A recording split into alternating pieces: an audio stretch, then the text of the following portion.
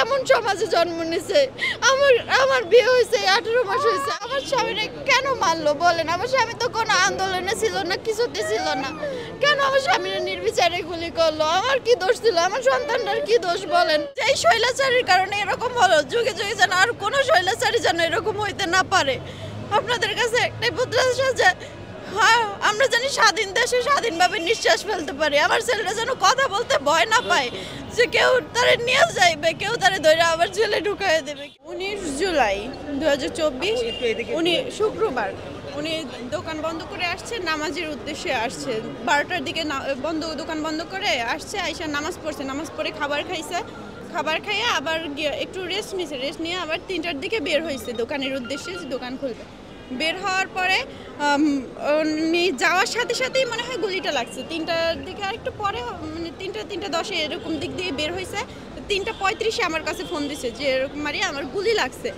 এখন বলতেছি কে বলতেছো গুলি লাগছে? হ্যাঁ, ফাইজলামি করো আমার সাথে। পরে যে ওখানে যে একজন লোক ছিল উনি আবার বলতেছে যে না না আপু ফাইজলামি না, সত্যি সত্যি আপনি তাড়াতাড়ি আসেন। পরে আমার ননদ ছিল আমাদের বাসায়, আমার ননদ আর আমার ননদের জামাই। তারপরে আমি ভাইয়ার বললাম ভাইয়া এরকম নাকি গুলি লাগছে, তাড়াতাড়ি চলেন।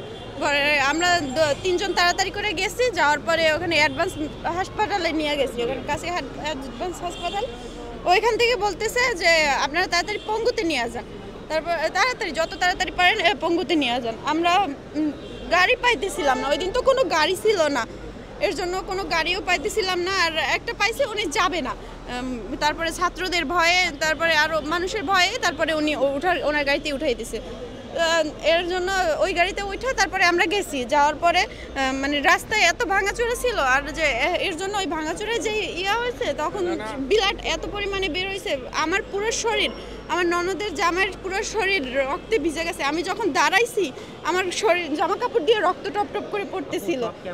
মানে কি বলবো যে নিজে শহীদ হয়ে গেছে, কিন্তু শহীদের রক্ত দিয়ে আমার গোসল করাই দিয়ে গেছে, এরকম একটা অবস্থা হয়েছে।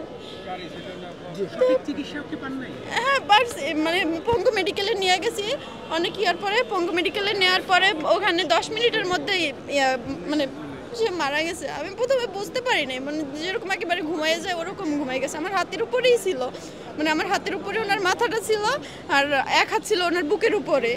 এরকম আমি ভাবছি মানে ইঞ্জেকশন দিছে আর গিয়ে স্যালাইন লাগাইছিল, কিন্তু স্যালাইন শরীরে টানে নাই, অক্সিজেন পায় নাই। অক্সিজেন আমি জোর করে লাগাই দিতেছিলাম, বলতেছি আমি অক্সিজেন পাইতেছি না, তুমি দিও না, আমি অক্সিজেন পাইতেছি না, দিতে হবে, যে দিলে তো পাইতেও পারো। স্যালাইন টানতেছিল না শরীরে। পরে এরকম আমার হাতের উপরে বসে, মানে কি বলবো বলেন, আমার হাতের উপরে ওনার মাথাটা ছিল। আমি ভাবছি মানে ঘুমাইয়ে গেছে। কোনো আছে না মারা যাওয়ার আগে মানুষ চোখ টোক হয়ে যায়, মুখ টুক বাঁকা হয়ে যায়, কিছু না, একেবারে স্বাভাবিকভাবে ঘুমাইয়ে গেছে। পরে ডাক্তার এসে দেখলো, ডাক্তার এসে দেখেও বলতেছে যে আপনার স্বামী আর আমার কাছে বলেন, আমার ননদের জামাইয়ের কাছে বলছে যে উনি আর নাই। আমার স্বামীরে কেন মারলো বলেন? আমার স্বামী তো কোনো আন্দোলনে ছিল না, কিছুতে ছিল না। কেন আমার স্বামীরা নির্বিচারে গুলি করলো? আমার কি দোষ ছিল? আমার সন্তানটার কি দোষ বলেন? ও কি বাবা ডাকার অধিকার নাই এই সমাজে? এই কেমন সমাজে জন্ম নিছে? আমার বিয়ে হয়েছে 18 মাস হয়েছে। আমার কি ভবিষ্যৎ নাই? আমার কি ইচ্ছা করে না স্বামীর সাথে থাকতে? স্বামী থাকাটাই হচ্ছে সব থেকে জরুরি। আমার তো স্বামী নাই, এখন আমি কি করবো বলেন? কিভাবে চলবো? আমার এই সন্তানটা নিয়ে তো আমার থাকতে হবে। এর মধ্যে আমার শ্বশুর শাশুড়ি আছে, আমার শ্বশুর বৃদ্ধ মানুষ, উনি একবেলা দোকান করলে আর একবেলা করতে পারে না। আমার একটা ননদও আছে। আমরা এখন কি করবো? শুধু একটাই প্রত্যাশা যে সরকারের কাছে, যে এখন যেই সরকার আসুক, নতুন সরকার যে আসুক, তার কাছে আমার বিচার থাকবে এইটাই যে যেই শৈলাচারীর কারণে এরকম হলো, যুগে যুগে যেন আর কোনো শৈলাচারী যেন এরকম হইতে না পারে।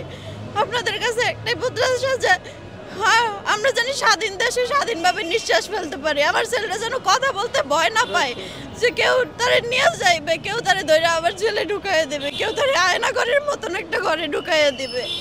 এই ভয়ে তো আমরা এতদিন কথা বলতে পারি না। আমরা চাই যে সুস্থ একটা সমাধান চাই, এই বিচার চাই।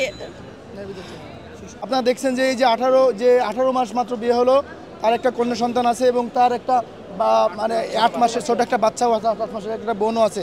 আমি গভর্নমেন্টের কাছে আমি তাদের আইনজীবী হিসেবে আমাদের এখানে আরও ফ্রেন্ডরা, আমাদের কলিগস ফ্রেন্ডরা আছে, তাদের সবার একটা দাবি থাকবে এই সরকারকে, এই ইন্টারমিডিয়েট গভর্নমেন্টকে এবং পরবর্তীতে যে গভর্নমেন্ট আসবে, দেখেন একটা রাষ্ট্রর দায়িত্ব আমার সিকিউরিটি দেওয়া, রাষ্ট্রের দায়িত্ব দিয়ে আমার সিকিউরিটি, এখানে রাষ্ট্র ব্যর্থ হয়েছে আমার সিকিউরিটি দিতে। অতএব আমি বাংলাদেশ গভর্নমেন্টকে বলবো তারা আইনগত পদক্ষেপ নিয়ে দরকার হলে সর্বোচ্চ আদালতে যেয়ে আর্টিকেল 102-র মাধ্যমে যে রিটের মাধ্যমে রিট করে তাদের এই সন্তান এবং তাদের বাচ্চাদের রাষ্ট্র তাদের ভরণ পোষণ নিতে হবে, রাষ্ট্র তাদের দায়ভার নিতে হবে। আমরা সরকারের কাছে আপনাদের মাধ্যমে জোর দাবি জানাবো তাদের একটা নিরাপত্তা এবং মনে করেন যে সামনে ভবিষ্যৎ যাতে কোনো তাদের সমস্যা না হয়, সুনিশ্চিত হয় ভবিষ্যৎ, বিশেষ করে বাচ্চার ভবিষ্যতে সুনিশ্চিত হয় সেই জোর দাবি।